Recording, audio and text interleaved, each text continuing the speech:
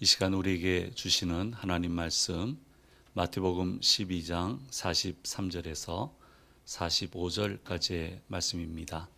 이 계시의 말씀이 선포될 때 살아계신 하나님의 음성을 듣는 시간이 되시기 바랍니다. 더러운 귀신이 사람에게서 나갔을 때 물 없는 곳으로 다니며 쉬기를 구하되 쉴 곳을 얻지 못하고 이에 이르되 내가 나온 내 집으로 돌아가리라 하고 와 보니 그 집이 비고 청소되고 수리되었거늘 이에 가서 저보다 더 악한 귀신 7을 데리고 들어가서 거하니 그 사람의 나중 형편이 전보다 더욱 심하게 되느니라. 이 악한 세대가 또한 이렇게 되리라. 아멘.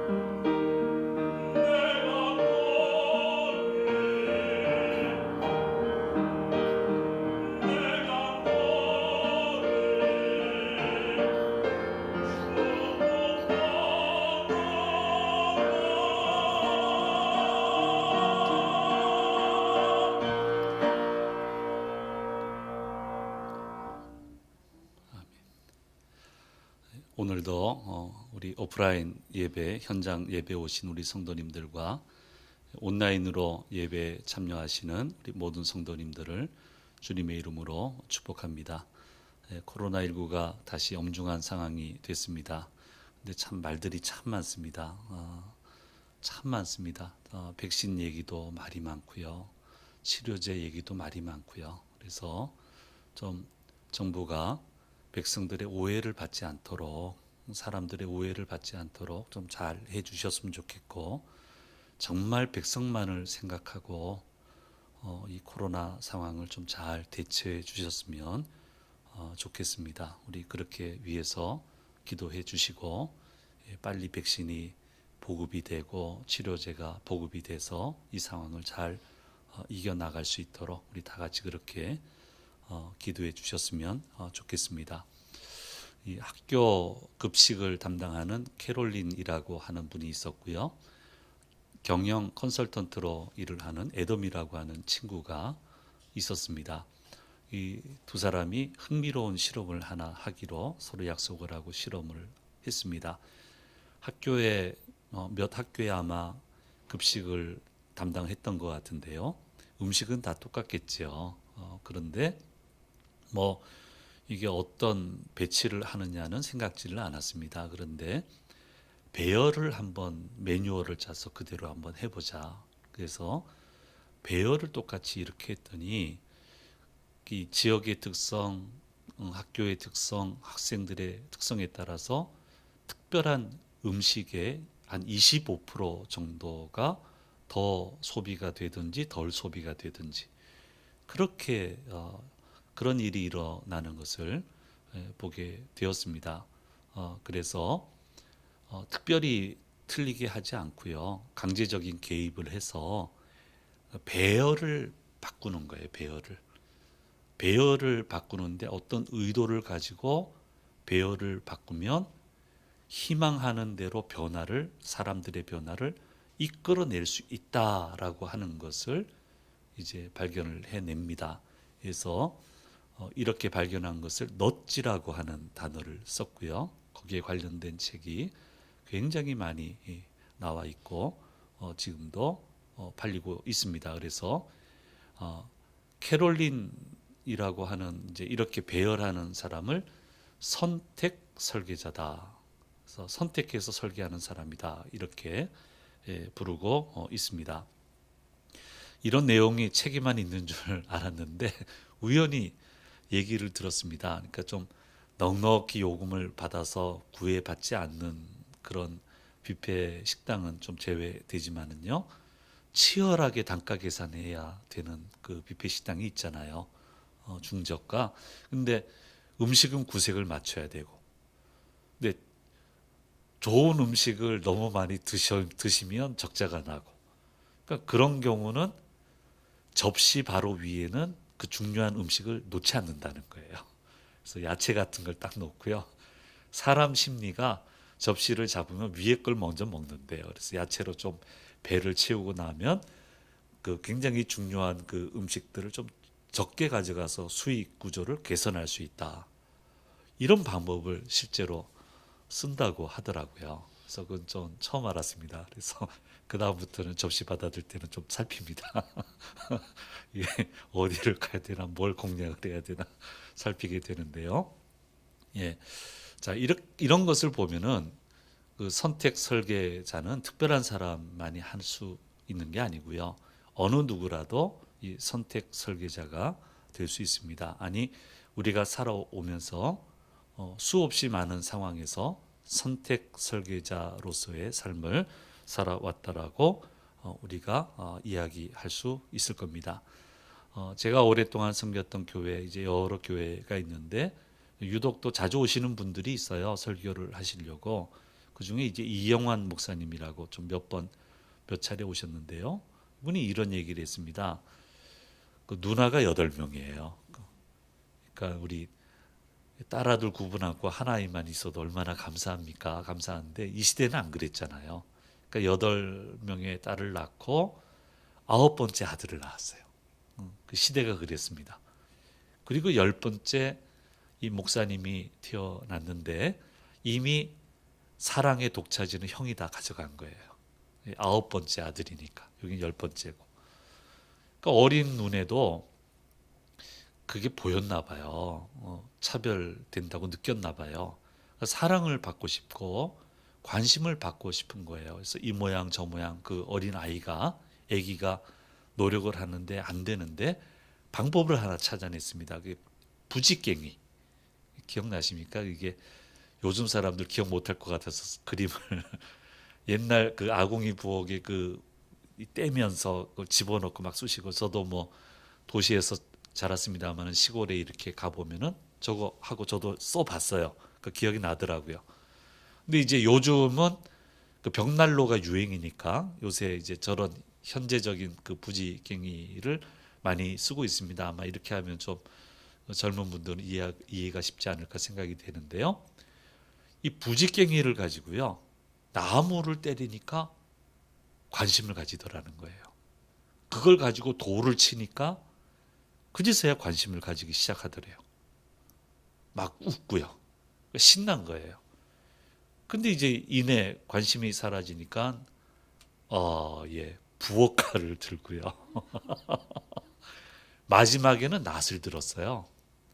7살짜리가요. 7살 이전에 다 일어난 거예요. 낫을 들고 아버지한테 대든 거예요. 그러니까 얼마나 걱정이 대단하겠어요. 너무 놀라고 자꾸 얘기하고 눈여겨보고. 근데 이게 잘못된 사인인 거예요. 이 아이는 어리니까 관심 받는 걸로 생각을 한 거예요. 그래서 행동이 점점 더 거칠어지게 되었던 겁니다. 그래서 잘못된 사인을 주면 안 되는 건데, 요새 애완견 프로그램 보면은 이 애완견이 나쁜 일을 해서 제지를 하는데 그 아이는 그걸 칭찬하는 걸로 받아들이는 거잖아요. 그렇죠? 그래서 그 행동이 강화가 되고, 그래서 이거 잘못하신 거라고, 잘못 사인을 준 거라고. 그러니까 이게 잘못 지지하는 잘못 사인을 주게 된 거예요. 큰일 났죠. 근데 어머니가 좀 아주 그 좋은 바른 분이었던 것 같아요. 대차게 한번 싸운 거예요. 기를 한번 기싸움을 해야 되거든요. 이럴 때는 기싸움을 해서 끝끝내 이 아이의 나쁜 버릇을 고쳐놨습니다. 그래서 안 하게 됐습니다. 뭐 그 과정이 험난했겠죠. 그런데 이 아이는 마음의 상처를 가지고 말았습니다. 그래서 계속 마음의 상처를 가지고 있는 거예요. 나한테는 사랑 안 해주고. 부모가 사랑 안 할 수가 있나요? 다 사랑하는 건데, 표현이 서투른 건데 이 아이가 뭐 그걸 이해를 하겠습니까? 깊은 상처를 가지고 있다가 예수님을 만나게 됐어요.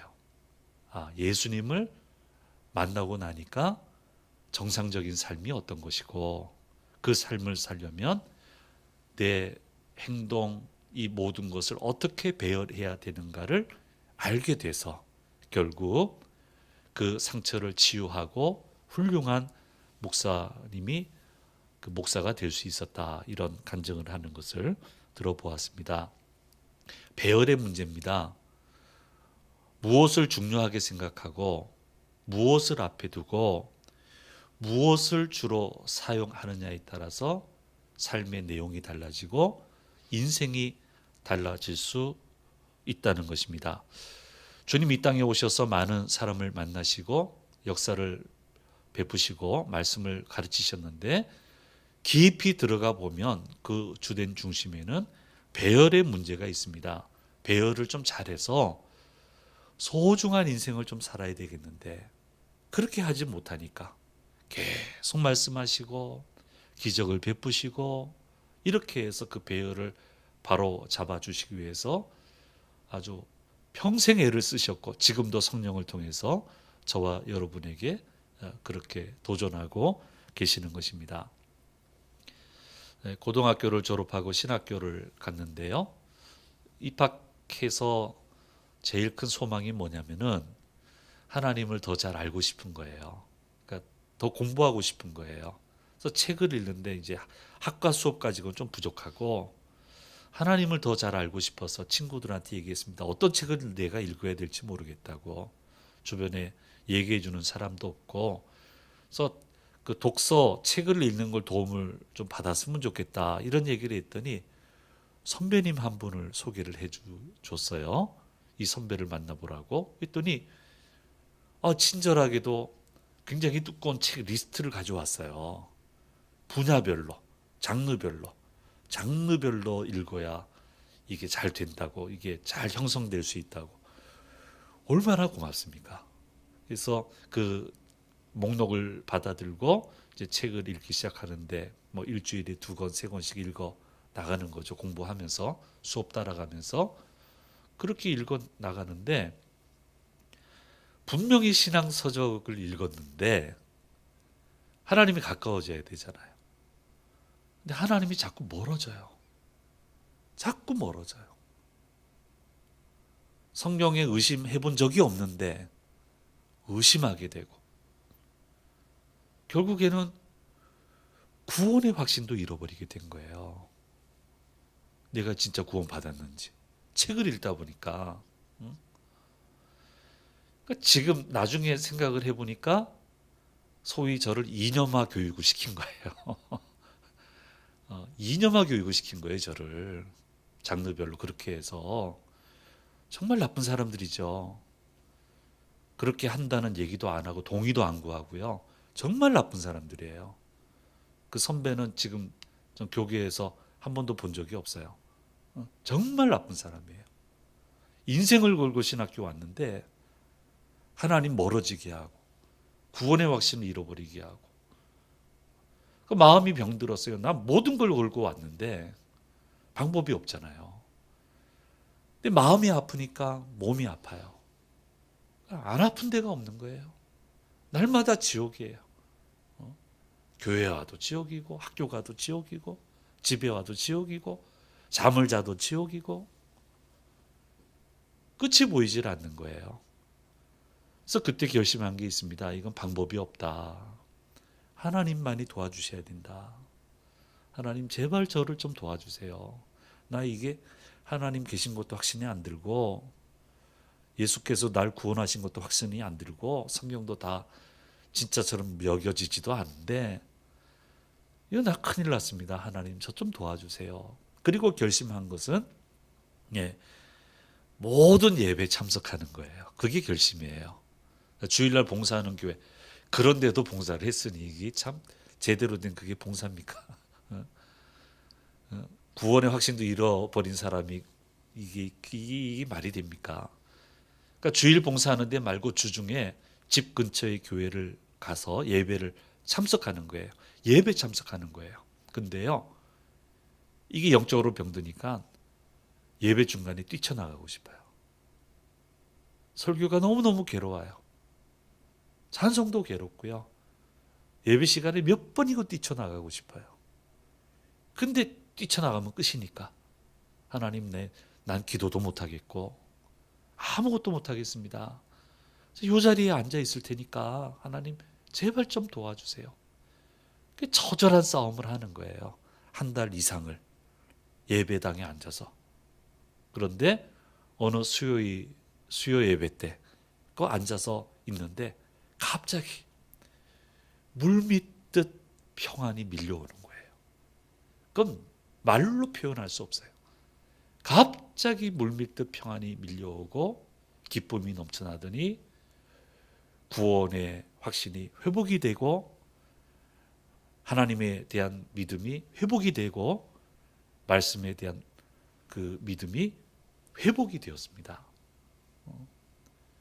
그 마음이 평안하니까 육신의 병도 다 낫게 되고요. 모든 생활이 정상적으로 돌아왔습니다. 제가 한 것은 딱 한 가지예요. 예배에 앉아 있는 거예요. 말씀이 안 들려도 찬양을 하질 못해도 예배에 앉아 있었던 것밖에 없어요. 그런데 그 예배에 앉아 있는 저에게 주님은 임하셔서 모든 문제를 해결해 주셨습니다. 그래서 우리는 주님 안에서만 제대로 된 배열을 해낼 수 있습니다. 그런데 주님 안에 있는 것에 핵심은 예배입니다. 그래서 이것을 정말 소중히 여겨야 되고 예배 드리는 자리에 사모하는 마음으로 나와야 되고 오늘도 저를 만나 주십시오. 그리고 예배 자리에 나오는 것을 항상 성공해야 되는 겁니다. 아주 재미있는 연구 결과가 있는데요.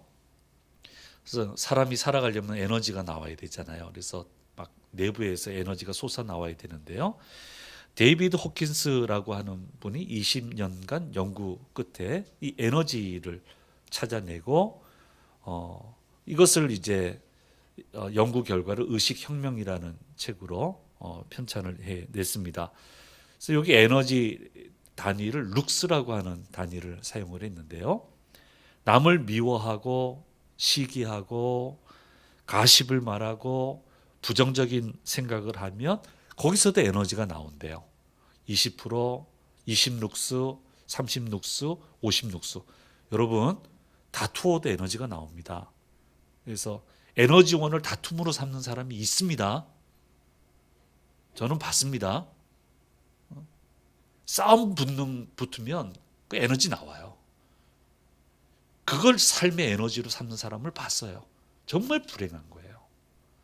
거기도 나와요. 20, 30, 50룩스. 그런데 사랑하고 평화로운 마음을 가지고 선한 일을 행하면은 500룩스가 나온다는 거예요. 그 이상이 나온다는 거예요. 그런데 제일 에너지가 많이 나올 때가 언제냐? 그건 예배 드릴 때. 예배 드릴 때 에너지는 1000룩스 이상이 나온다는 거예요. 그래서 예배 성공해야 되는 거예요. 예배 와서 찬송하고 기도하고 하나님을 만나고 말씀을 듣고 주께서 주시는 에너지를 받아서 그 에너지로 한 주간을 살아가야 되는 거예요. 그래서 예배가 중요한 겁니다. 오늘 현장에 나오신 우리 성도님들 또 온라인으로 참여하시는 분들 예배는 하나님이 우리에게 주신 축복이에요. 의무이지만 축복입니다. 우리를 힘있게 살아가게 하기 위한 가장 중심축입니다. 우리는 항상 이것을 잊어서는 안 되는 겁니다. 그런데 여기에 반하는 사람들이 있습니다. 바리새인들과 서기관들인데요. 아무리 예수님이 애를 쓰셔도 변화되려고 하지 않습니다. 배열을 바꾸지 않습니다. 아주 단단히 잘못된 배열을 가지고 있는 사람들인데 예수님을 공격까지 합니다. 오늘 마태복음 12장 중간 부분에 보면 귀신이 들려서 눈이 들어 말 못하는 그런 병자가 있었는데 예수님이 고쳐주셨어요. 그걸 다 봤어요. 그러면 감탄하고 놀라고 찬송하고 말씀을 듣고 주님을 따르고 해야 되는데 이걸 가지고 예수님을 공격을 하고 예수님을 핍박을 합니다. 이걸 뻔히 보고서도 저가 하나님의 능력을 받아서 귀신을 쫓아내는 게 아니고 귀신의 왕인 바알세불의 힘을 빌어서 이 귀신을 쫓아냈다고. 말도 안 되는 소리 하니까 예수님이 기가 막히셔서 생각을 해봐라. 자기 식구하고 싸우면 그게 그 나라가 설 수 있느냐. 상식적으로 좀 생각을 해봐라. 자기끼리 싸우는데 어떻게 세워지느냐. 바알세불하고 귀신이 왜 싸우느냐. 자기 나라 무너지게. 상식적으로 생각을 해봐라. 아주 뒤틀린 사람들입니다. 20, 30, 50 룩스로 사는 사람들이에요. 배열이 잘못됐습니다. 이 사람들에게서 볼 수 있는 배열은 질투지요. 자신들이 집중을 받고 중심이 돼야 되는데 예수님 중심이 되니까 질투하고 말도 안 되는 소리를 합니다. 자신들이 속한 공동체가 영광 받는 게 하나님이 영광 받으신다고 생각하는 거예요. 이때니까요, 이런 사람들이. 내가 영광 받고 존귀 받는 게 하나님 영광 받고 존귀 받는 거라고. 심판과 징계에 배열을 합니다. 악에 초점을 맞춰요. 하나님 앞에 거룩하기 위해서는 악을 제해야 되는 건 맞는데요. 악으로 악을 제하려고 합니다. 그러니까 문제가 생겨요. 싸나워요. 예수 믿으면, 하나님 믿으면 부드러워지거든요. 사람이 순해지거든요. 누구나 가까이 하고 싶은 사람이 되거든요. 근데 이 사람들은 살아와요. 모든 잘못된 것을 심판하고 징계하고 지적하고 해야 되니까. 그러니까 사람들이 그 옆에 가지 않는 거예요. 배열이 잘못된 거예요. 순서가 바뀐 거예요. 주님은 뭐라고 얘기를 했습니까? 선으로 악을 이기라고 얘기하지 않았습니까? 데살로니가전서 5장 14절 15절 말씀은 우리에게 이렇게 얘기하고 있습니다. 같이 읽겠습니다. 또 형제들아 너희를 권면하노니 게으른 자들을 권계하며 마음이 약한 자들을 격려하고 힘이 없는 자들을 붙들어주며 모든 사람에게 오래 참으라. 삼가 누가 누구에게든지 악으로 악을 갚지 말게 하고 서로 대하든지 모든 사람을 대하든지 항상 선을 따르라. 또 데살로니가전서 5장 21절 22절 말씀입니다. 같이 읽겠습니다. 범사에 헤아려 좋은 것을 취하고 악은 어떤 모양이라도 버리라. 세 번째 잘못된 배열이 무엇입니까? 그 초점이 뭐냐면 하지 않는 거예요. 하지 못하게 하는 거예요. 자, 하나님을 기쁘시게 해야 되겠는데 그러면 하나님이 기뻐하시려면 이걸 하지 말라는 거예요. 답답한 사람들입니다. 해야 되는데 하나님 기뻐하는 것은 안 하는 데 초점이 있는 게 아니고 하나님 기뻐하는 것은 하는 데 초점이 있거든요. 근데 이거를 바꿔버리는 거예요. 전 이런 경험을 해봤습니다. 몇 년간 이런 공동체에 있어 봤어요. 하나님이 기뻐하는 사람, 거룩한 사람이 되려면은 제일 먼저 얘기하는 것은 이것도 하지 말고 저것도 하지 말고 이것도 하지 말고 사람이 위축되고요. 당당하게 살지 못하겠고요. 인간관계도 못하겠고요. 매일 전전긍긍해요. 예수 믿는데 자유함이 없어요. 기뻐하고 뛰놀고 찬송하고 그렇게 생기 있게 살아야 되는데 자꾸 눈치 보고 맨날 하나님 죄송합니다 그러고 저 부족한데 역사해 주셔서 감사합니다 해야 되는데 그래서 감사의 감격이 넘쳐나고 마음이 막 벅차올라야 되는데 아이고 정말 죽을 죄를 졌습니다 죄송합니다 하니까 이게 사람이 사는 게 아니에요. 일반 사람들보다 못해. 하나님 기뻐하시는 거는 하나님 기뻐하신 일을 하는 거예요. 그 일을 하느라고 기뻐하지 않는 것을 할 시간이 없는 거예요. 어떻게 하든 하는 거예요. 찾아내서 하는 거예요. 소원하고 기도하고 그 사명을 받아서 하는 거예요. 이게 배열이 잘못됐습니다. 마지막은 수용하지 않습니다. 자기들만이 옳다고 생각하기 때문에 다른 것은 받아들이지 않습니다. 끊임없이 배척하고 자신의 생각만을 강요하고 더더욱 기가 막힌 것은 예수님을 가르치려고 덤벼듭니다. 그러니까 성령을 모독하는 수준까지 왔어요. 그러니까 예수님이 참다 더러운 귀신 들린 사람에 대한 비유를 말씀하고 있습니다. 예수님 비유 오늘 18번째 묵상하는 건데요. 그 사람과 귀신을 얘기하는데 정관사를 쓰셨어요. 일반적인 게 아니고 이 사건에 한해서 이제 얘기를 하는 겁니다. 이 사람이 배열을 잘했어요. 그러니까 귀신이 머물 곳이 없는 거예요. 그래서 쫓겨나게 됐습니다. 그래서 쫓겨나서 물이 없는 광야 같은 곳을 막 고생하면서 다니다 보니까 이전에 있던 곳만큼 좋은 데가 없는 거예요. 그래서 거기를 찾아와 봤더니 깨끗하게 청소가 되어 있는 거예요. 원어로는 게코스 메메논이라고 하는 단어를 쓰는데요. 청소만 되어 있는 게 아니고 장식이 되어 있는 거예요. 멋지게 살 수 있는 장식이 되어 있는 거예요. 근데 지난번에는 자기 혼자 있다가 쫓겨났잖아요. 그러니까 자기보다 더 악한 7을 데리고 들어와서 거기서 살게 되니까 전보다 나중 형편이 더 나빠지게 되었다라고 말씀하고 있습니다. 작게는 유대 개인의 문제고요. 크게는 이스라엘 민족의 문제입니다. 바리새인과 서기관들은 현재 이스라엘을 대표하는 사람들이에요. 예배 드립니다. 제사 드립니다. 그러나 악한 일을 행해요. 하나님 받으시는 예배 제사를 드리지 않습니다. 회개하지도 않습니다. 자기들이 옳다고 생각합니다. 지적하는 사람은 아주 그냥 놀랄 정도로 공격하고 헐뜯고 무너뜨립니다.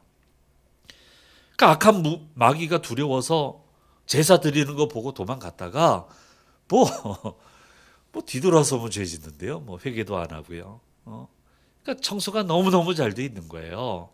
장식도 잘 돼 있는 거예요. 그러니까 들어와서 마음껏 장난치는 거예요.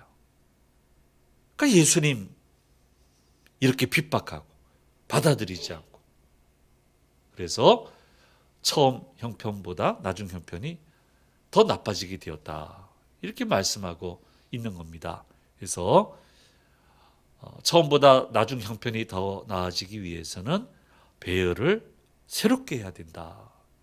예수님을 영접하고 말씀하시는 것을 수용하고 예수님이 하시는 일을 수용하고 하고자 하시는 일을 아멘으로 받아들이고 그분 안에 있어야 된다는 거예요. 말씀 안에 있고 믿음으로 채우고 성령 충만함으로 채워서 내 속에 들어와서 장난치려고 하는 악한 귀신을 물리치고 축복의 길을 가야 된다라고 하는 것을 오늘 비유의 말씀을 통해서 저와 여러분에게 가르쳐 주시고 있습니다. 그래서 저는 어릴 때부터 들은 게 있어요. 3가지 단어예요. 하나님 중심, 성경 중심, 교회 중심. 이게 아주 뇌리에 박히도록 모일 때마다 얘기 들었어요. 교육을 받았어요. 근데 참 도움됐어요. 제가 살아오면서 참 도움됐습니다. 하나님 중심, 성경 중심, 교회 중심. 나중 형편이 점점 더 나아져야 됩니다. 움츠렸던 꽃망울이 활짝 피어나야 됩니다. 그렇게 되기 위해서는 배열을 해야 됩니다. 잘 배열을 해서 축복의 길로 나아가는 우리 모두가 되어야 할 것입니다. 기도하겠습니다. 은혜로우신 아버지 하나님, 나중 형편이 처음 형편보다 못해지는 바리새인과 서기관의 삶을 살지 않게 도와주시고 하나님 중심, 성경 중심, 교회 중심, 예배의 자리를 반드시 지켜서 하나님 주신 1000룩스 넘는 그 어마어마한 힘으로 꽃망울을 터뜨리는 삶을 살아가는 나중 형편이 훨씬 더 나아지는 저희 모두가 되도록 인도하여 주시옵소서. 나라를 위해서도 기도합니다. 점점 더 나빠질까 염려들 하고 있습니다. 그러나 주님 은혜 주셔서 점점 더 나아지게 하시고 세계를 향하여 하나님의 그 크신 뜻을 아버지 하나님 이루어내는 복된 이 나라 이 백성 되도록 인도하여 주시옵소서. 주께서 함께 하심을 믿고 우리 주 예수 그리스도의 이름으로 기도드립니다. 아멘. 찬